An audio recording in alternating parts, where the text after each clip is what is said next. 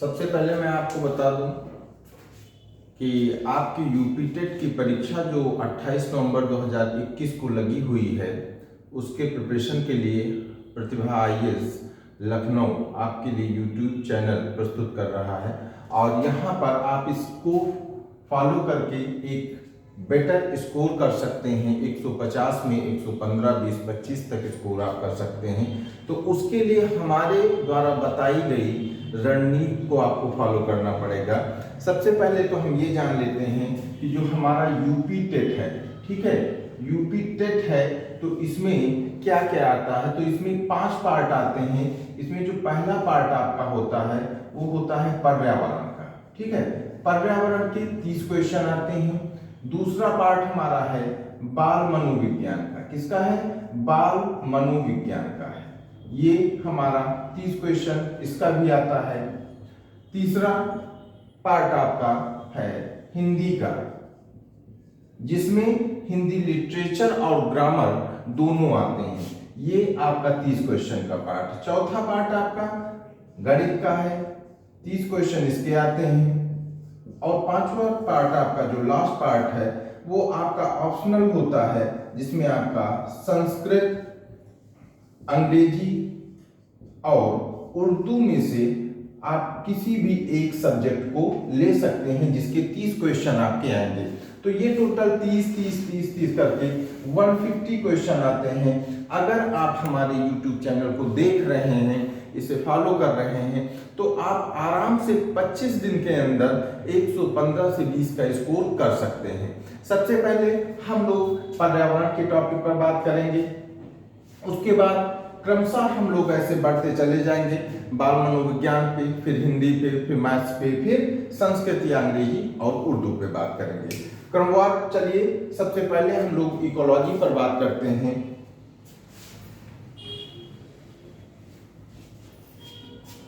यहां पर हम आपको टू द पॉइंट बताएंगे, जहां से क्वेश्चन पुट अप होते हैं वही मेन टॉपिक की हम चर्चा करेंगे जहां से क्वेश्चन आते हैं। सबसे पहले तो आप देखिए कि जो पर्यावरण है, तो पर्यावरण से संबंधित टॉपिक कौन सा आता है।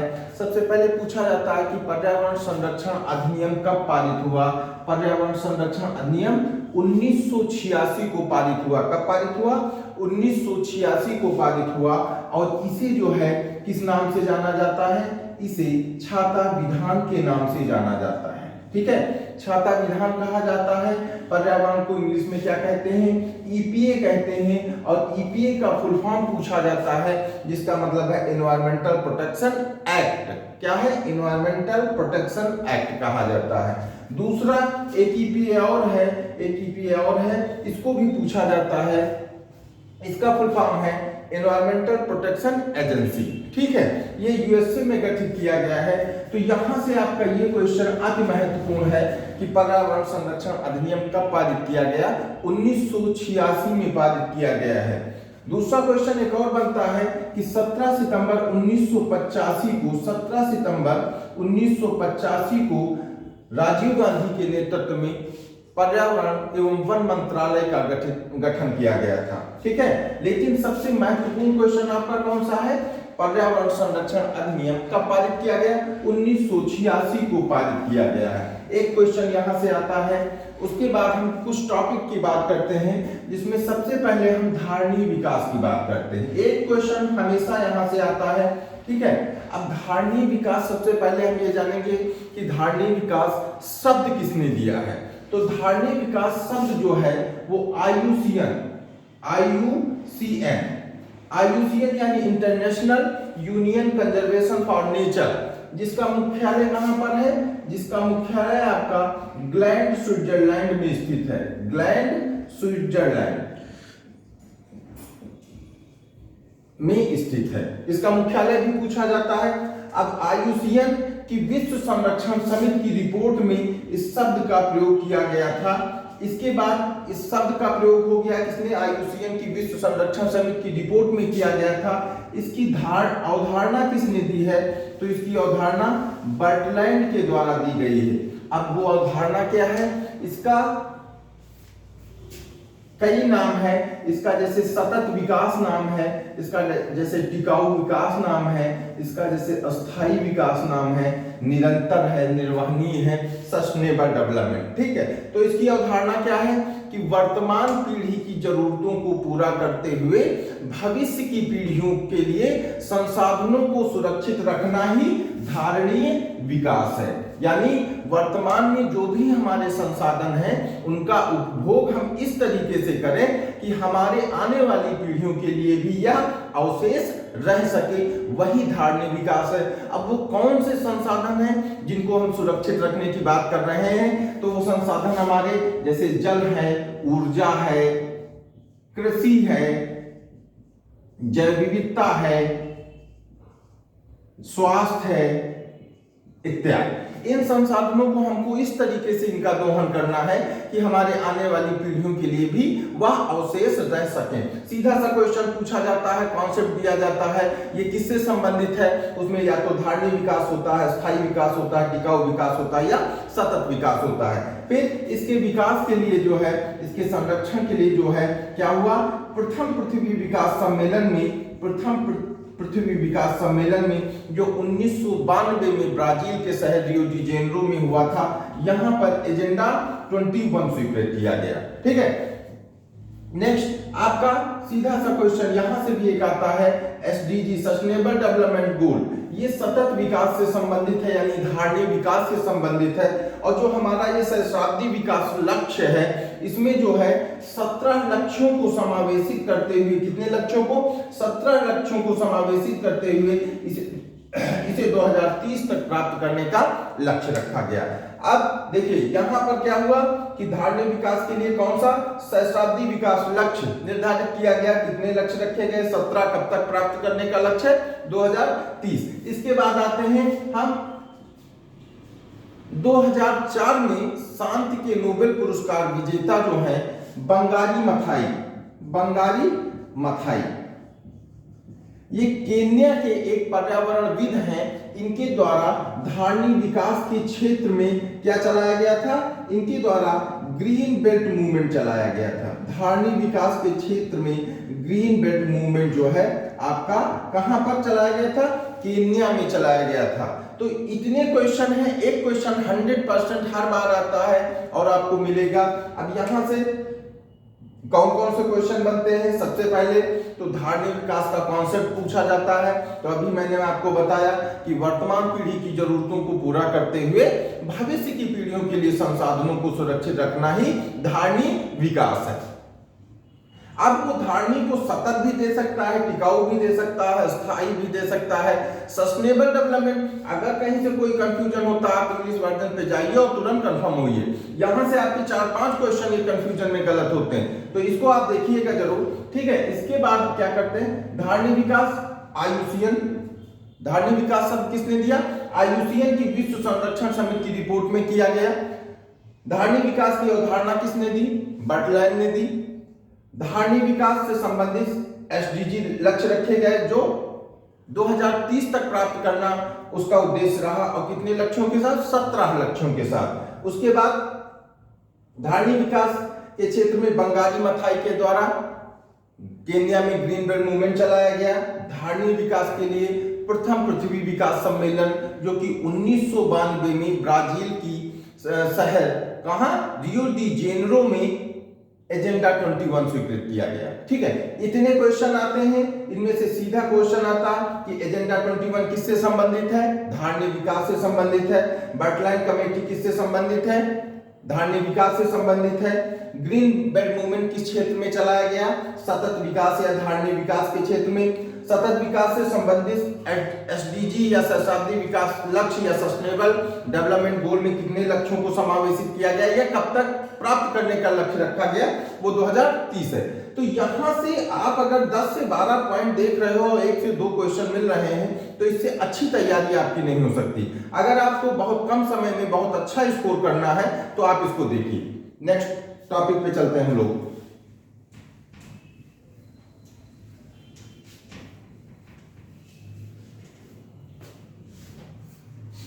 नेक्स्ट टॉपिक है हमारा जैव विविधता।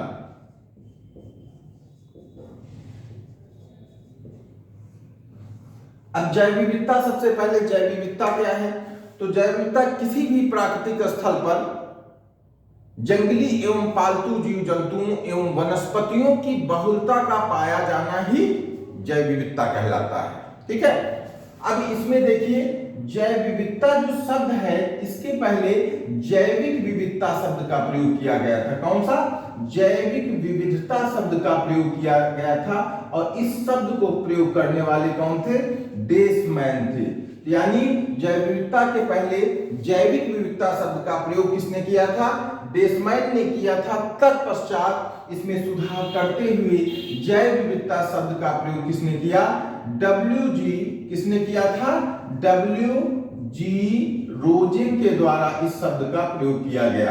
आप सीधे रोजेन को याद रखेंगे। किसको? जैव विविधता शब्द का प्रयोग किसने किया? रोजेन ने किया। अब आते हैं आगे, कम समय है, मेन क्वेश्चन पे बात करेंगे। सीधे आप हिट करिए, वही तैयार करिए, आपको क्वेश्चन मिलेंगे।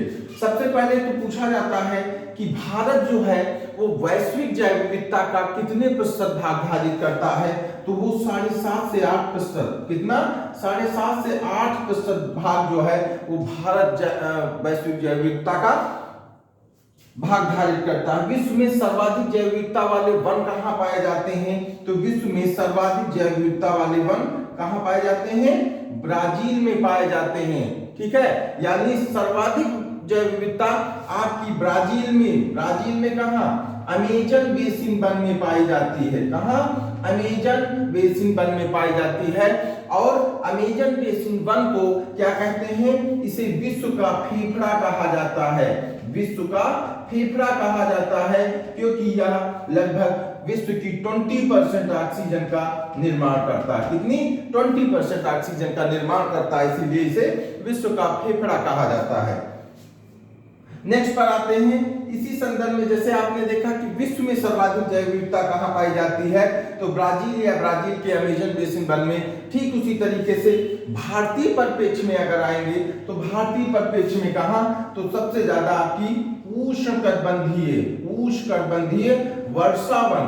ठीक है, नेक्स्ट आपका सह्याद्री के बारे में आपने सुना होगा। सह्याद्री जिसे हम क्या बोलते हैं? पश्चिमी घाट बोलते हैं। नेक्स्ट आपका साइलेंट वैली।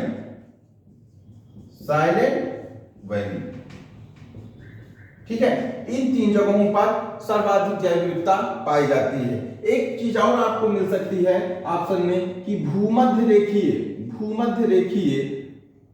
प्रदेश में जो है आपकी सर्वाधिक जैव विविधता पाई जाती है। ठीक है, इसके बाद हम आते हैं, सर्वाधिक जैव विविधता हो गई है कि कहां कहां पाई जाती है। फिर हम देखते हैं कि जैव विविधता से संबंधित कुछ अधिनियम हैं, कुछ संधियां हैं, तो वो कब क्या हुई है। तो सबसे पहले 29 दिसंबर 1993 को जैव विविधता संधि प्रभावी हुई। तत्पश्चात 2002 में, कब? 2002 में, ये क्वेश्चन आप में बहुत ज्यादा पूछा जाता है। 2002 में क्या हुआ था? जैव विविधता अधिनियम आया था। कौन सा? जैव विविधता अधिनियम आया था। तीसरा क्वेश्चन आपका है कि 2003 में आपका जैव सुरक्षा प्रोटोकॉल, क्या? जैव सुरक्षा प्रोटोकॉल आया। चौथा आपका 2008 में जो है वो जैव विविधता कार्य योजना बनी। कौन सी? जैव विविधता कार्य योजना बनी।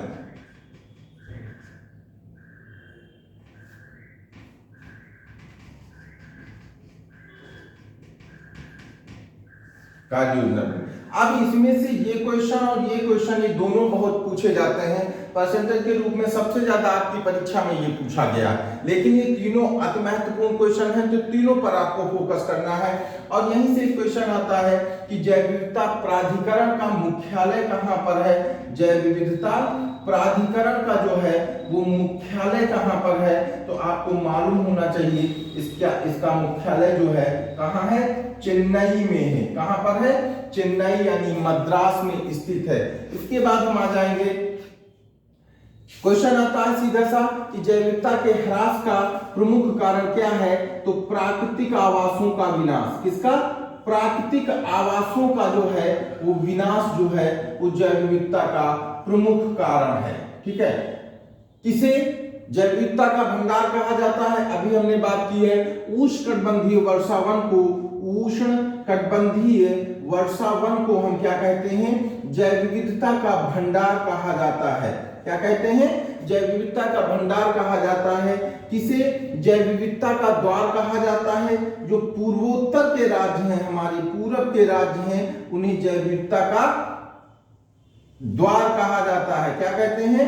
जैव विविधता का द्वार कहा जाता है। और पूर्वोत्तर राज्यों में आपको मालूम है असम, मेघालय, त्रिपुरा, मिजोरम, नागालैंड इत्यादि आते हैं। ठीक है, अब यहाँ पर एक चीज और आप देखेंगे कि जैव विविधता के मापन की विधियां पूछा जाता है। तो जैव विविधता के मापन की 3 विधियां हैं, अल्फा है, बीटा है और गामा है। ये 3 विधियां हैं जैव विविधता के मापन की। इसके बाद फिर हम लोग आते हैं नेक्स्ट पर।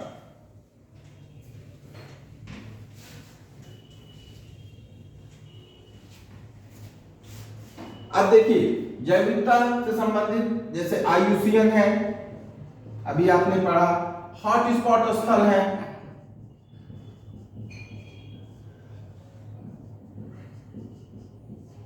प्रवाल भित्ति है। हर टॉपिक से एक एक क्वेश्चन आता है, ये आप जान लीजिएगा।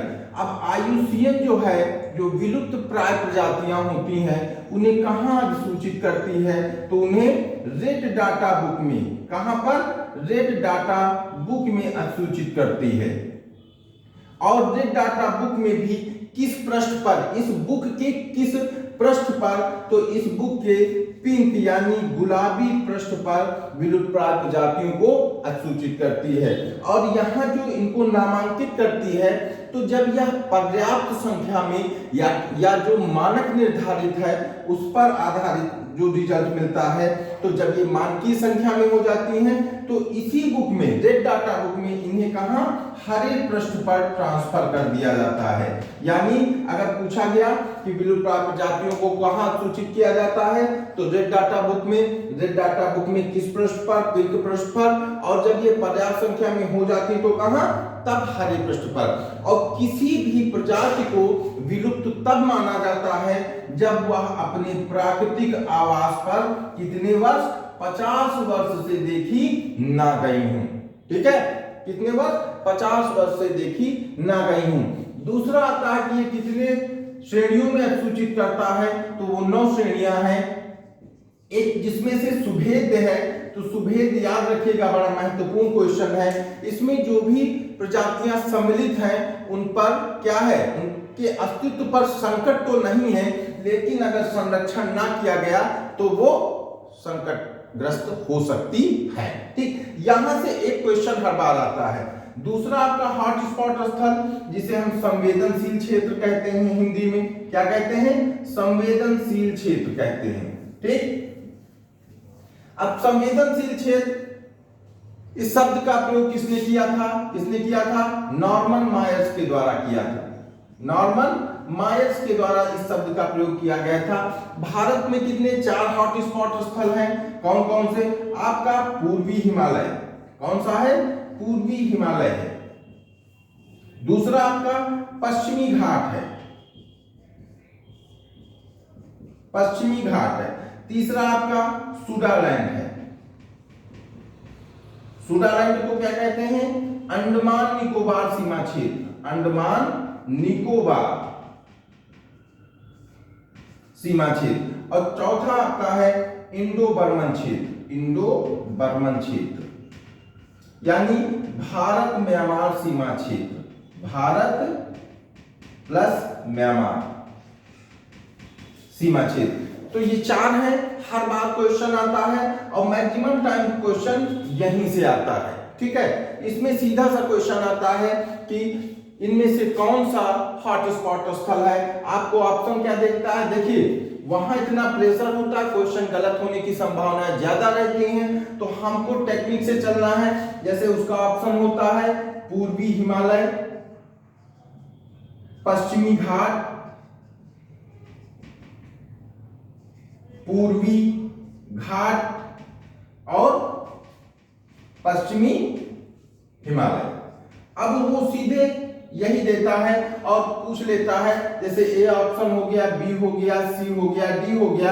अब ऑप्शन में लगता है ए प्लस बी सही है, बी प्लस डी सही है, सी प्लस ए सही है, इस तरीके से।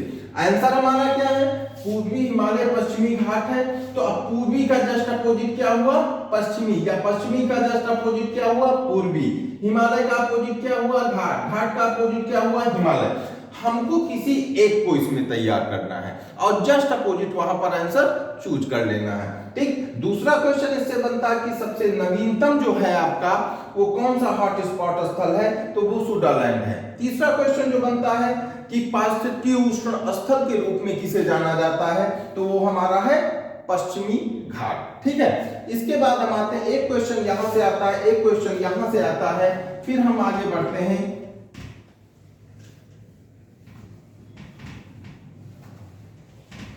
प्रवाल भित्तियों पर। ठीक है। किस पे? प्रवाल भित्त पर। अब प्रवाल क्या है?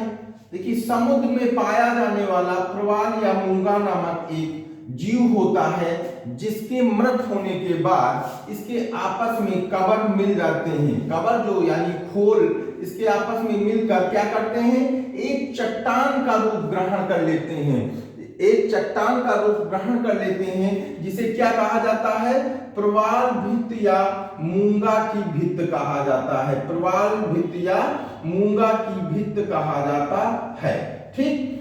अब यहां पर देखिए, जो सबसे ज्यादा आप में क्वेश्चन आता है वो पूछा जाता है कि विश्व की सबसे बड़ी प्रवाल भित्त कौन सी है? तो विश्व की सबसे बड़ी प्रवाल भित्त आपकी ग्रेट बैरियर रीफ है। कौन सी है? ग्रेट बैरियर रीफ है। ये कहां पर है?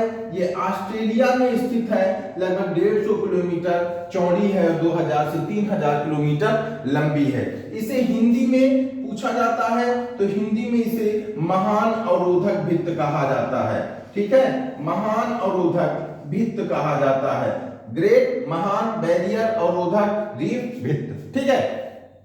नेक्स्ट क्वेश्चन कि भारत में कितनी प्रवाल भित्तियां हैं? तो भारत में 4 हैं। मन्नार की खाड़ी है। कौन सी है? मन्नार की खाड़ी है। आपका कच्छ की खाड़ी है। कौन सा है? कच्छ की खाड़ी है। आपका अंडमान निकोबार है। कौन सा? अंडमान निकोबार है। और आपका लक्षद्वीप है। अब सीधा सा क्वेश्चन यहां से आता है, इनमें से 4 में से कोई एक हटा के या एक दे के पूछ लिया कौन सा इसमें से प्रवाल भित्त भारत में स्थित है, या ये 3 दे दिया और कोई एक और दे दिया, कहा इनमें से कौन सा भारत में प्रवाल भित्त नहीं स्थित है। एक क्वेश्चन ये बनता। दूसरा क्वेश्चन इससे जो बड़ा महत्वपूर्ण पूछा जाता है कि लक्षद्वीप क्या है? तो लक्षद्वीप एक मूंगा द्वीप का सर्वश्रेष्ठ उदाहरण है। ठीक है। मतलब मूंगा द्वीप का सर्वश्रेष्ठ उदाहरण कौन सा है? लक्षद्वीप है। तीसरा क्वेश्चन जो यहां से बनता है, तो सबसे पहले तो आपको मालूम है भारत में 4 प्रवाल भित्तियां हैं और लक्षद्वीप मूंगा द्वीप का सर्वश्रेष्ठ उदाहरण। नेक्स्ट एक क्वेश्चन आता है कि अंगूठी के आकार की या यू आकार की या वलयाकार या घोड़े के खुर की आकृति की प्रवाल भित्त का उदाहरण कौन सा है? तो वो मैं आपको बता दूं कौन सा है। आपकी फुनाफुटी एटाल। कौन सी है?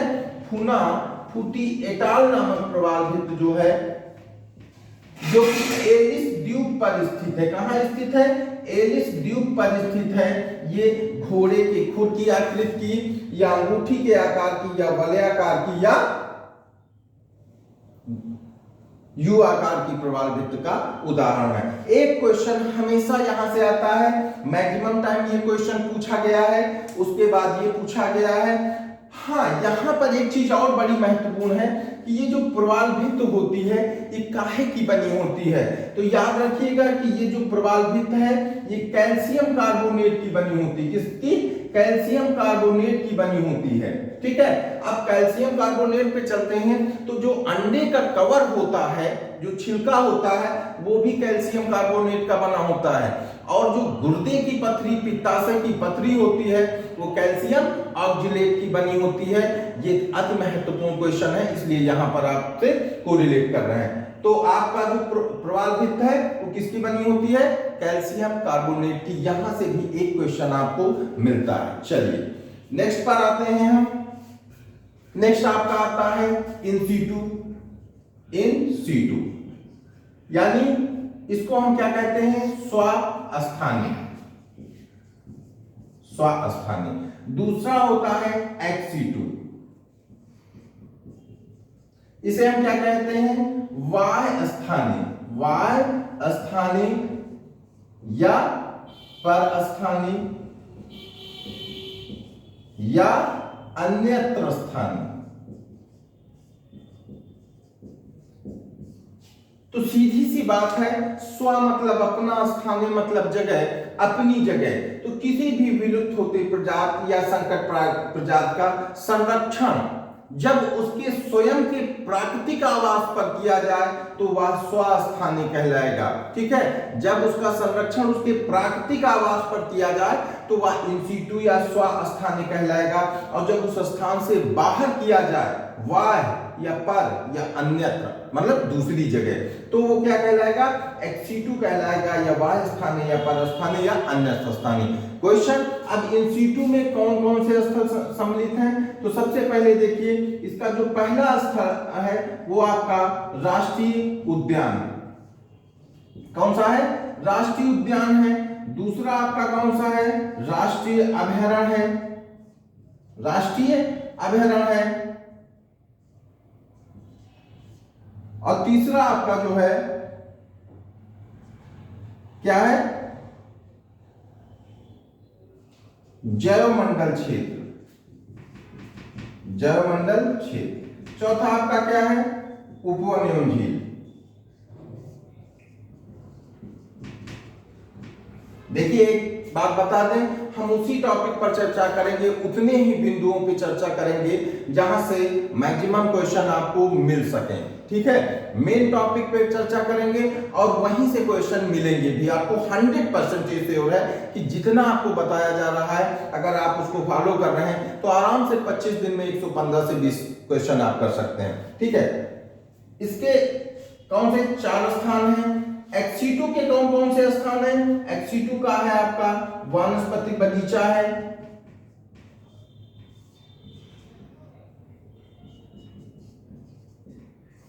जल तंत्र है,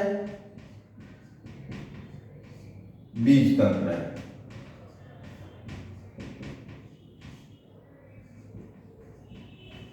अब देखिए, इन सीटू के ये हो गए, एक्स सीटू के ये हो गए। ठीक है, इन सीटू में कौन कौन सा शामिल है? पहला आपका राष्ट्रीय उद्यान। तो अब यहाँ एक चीज और आप भी जानिए कि भारत का प्रथम राष्ट्रीय उद्यान कौन सा है? तो भारत का प्रथम राष्ट्रीय उद्यान 1936 में बनाया गया। कौन सा? Jim Corbett national park. Jim Corbett national park ये कहां पर है? ये उत्तराखंड में है। कहां पर है? उत्तराखंड में है। और इसका जो पूर्ण नाम था, मतलब पुराना नाम था, वो क्या था? हेली था। इस समय बहुत पूछा जाता है, महत्वपूर्ण क्वेश्चन है। यानी इन सीटू का पहला स्थल राष्ट्रीय उद्यान, तो भारत का प्रथम राष्ट्रीय उद्यान 1936 में जिम कॉर्बेट, जो उत्तराखंड में स्थित है, इसका पुराना नाम हेली है। अब यहीं पर अगर विश्व के प्रथम राष्ट्रीय उद्यान की बात हम करते हैं तो विश्व का पहला राष्ट्रीय उद्यान कौन सा है? Yellow stone national park. कौन सा है? Yellow stone national park. ये कहां पर है? ये आपका कहां पर है? ये आपका यूएसए में है। कहां पर है? यूएसए में स्थित है। ये विश्व का पहला नेशनल पार्क है। और इसकी एक बड़ी महत्वपूर्ण विशेषता है कि इस पार्क में प्रति मिनट विस्फोट करने वाला ओल्ड फेथफुल ग्लेशियर नामक ज्वालामुखी स्थित है। ठीक है, नेक्स्ट चलते हैं राष्ट्रीय अभयारण्य पर। तो राष्ट्रीय अभयारण्य की क्या विशेषता है? 1987 में ये बनाया गया। कहां? नाम क्या था? मेनाम। कहां पर है ये? सिक्किम में है। कहां पर है? सिक्किम में स्थित है। तीसरा हमारा जैवमंडल क्षेत्र आता है। तो जब जैवमंडल क्षेत्र की हम बात करते हैं तो ये कब बनाया गया? 1 अगस्त 1986। आपके 1 अगस्त 1986 किस नाम से? नीलगिरी नाम से। नीलगिरी गिरी नाम से बनाया गया। ये क्वेश्चन आप में बहुत बार पूछा गया है कि भारत का प्रथम जैवमंडल क्षेत्र कौन सा है। 1 अगस्त 1986 को नीलगिरी बनाया गया था। ठीक है, नीलगिरी की पहाड़ियां किन राज्यों में? 3 राज्यों में स्थित हैं, केरल, कर्नाटक और तमिलनाडु। 3 राज्यों में नीलगिरी की पहाड़ियां स्थित हैं। इसके बाद उपवनम झील आता है। फिर हमारे आते हैं वाह्य स्थान पर, यानी किसी भी संकटग्रस्त प्रजाति का संरक्षण जब उसके स्थान से, उसके प्राकृतिक आवास से बाहर किया जाए तो वह वाह्य स्थान है या पर स्थान है या अन्यत्र स्थान है या एक्सीटू कहलाएगा। ठीक, इसमें वानस्पतिक बगीचा है, जल तंत्र है, बीज तंत्र है। अब ये जो बीज तंत्र है, यहां से भी एक क्वेश्चन आता है कि बीज तंत्र में बीजों को सुरक्षित रखने के लिए किस गैस का प्रयोग किया जाता है, तो वो नाइट्रोजन गैस है। नाइट्रोजन गैस से कई महत्वपूर्ण क्वेश्चन आते हैं, ये आगे मैं आपसे चर्चा करूंगा। जैसे अम्ल वर्षा में नाइट्रोजन गैस का प्रयोग होता है, प्रकाश रासायनिक स्मोक में होता है, ज्वालामुखी के फटने से कारखानों की चिमनियों से निकलती है आपकी नाइट्रोजन गैस। आपका जो ओजोन परत के लिए दूसरी सर्वाधिक खतरनाक गैस है वो नाइट्रोजन गैस है, जो वायुयानों से निकलती है समताप मंडल में चलने वाले। तो नाइट्रोजन गैस भी बहुत महत्वपूर्ण है। बीजों के संरक्षण के लिए किस गैस का प्रयोग होता है? नाइट्रोजन गैस का होता है। अब यहाँ पर क्वेश्चन कौन कौन से बनते हैं, कौन कौन से आते हैं? सबसे पहले कॉन्सेप्ट, बहुत सीधा सा कॉन्सेप्ट है, बताया मैंने आपको। दूसरा, एक क्वेश्चन ये दे दिया जाता है कि इनमें से कौन सा इन सीटू का स्थल नहीं है। होता क्या है, इन तीनों को रख के उपवन झील को हटा देता है और वानस्पतिक बगीचा को यहां शिफ्ट कर देता है। तो यानी वानस्पतिक बगीचा वाह्य स्थान का स्थल है, तो इसमें वानस्पतिक बगीचा नहीं होगा। ठीक है, तीसरा क्वेश्चन आपका बीज तंत्र, मैंने बताया कि बीजों के संरक्षण नाइट्रोजन गैस का, ये भी क्वेश्चन अति महत्वपूर्ण है। प्रथम राष्ट्रीय उद्यान 1936 Jim Corbett national park Uttarakhand में बनाया गया, पुराना नाम हेली है। विश्व का पहला कौन सा है? येलोस्टोन नेशनल पार्क है, यूएसए में है। इसकी विशेषता क्या है? प्रति मिनट विस्फोट करने वाला ज्वालामुखी ओल्ड फेथफुल ग्लेशियर नामक इसी में स्थित है।